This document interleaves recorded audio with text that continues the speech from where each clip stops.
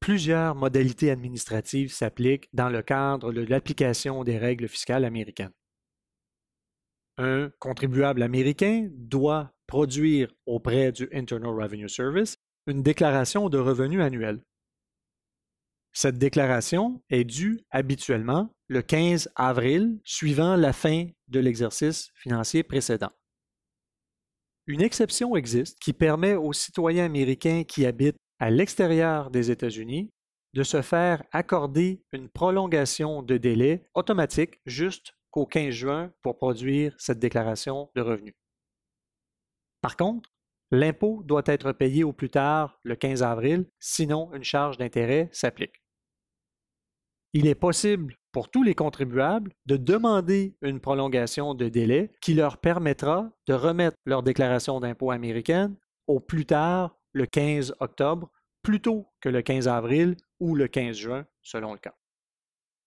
Autre modalité importante, lorsqu'un contribuable doit payer des impôts au fisc américain, ce contribuable doit faire des acomptes provisionnels plutôt qu'attendre la fin de l'année pour payer ses impôts.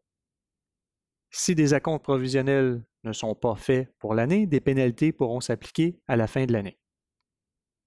Les paiements d'acomptes provisionnels sont dus le 15 avril, le 15 juin, le 15 septembre et le 15 janvier de l'année suivante. Ainsi, l'impôt qui sera dû à la fin de l'année, donc le 15 avril de l'année suivante, ne sera pas visé par des pénalités pour avoir payé son impôt trop tard.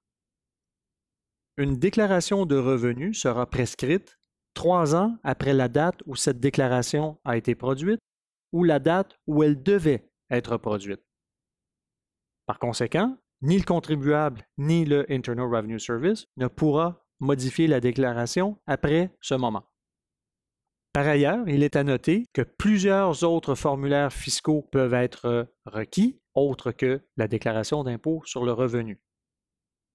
Nous avons vu dans des vidéos précédentes que des formulaires à l'égard de placements à l'extérieur des États-Unis peuvent être requis et que les pénalités sont significatives lorsque ces formulaires sont produits en retard ou ne sont pas produits du tout.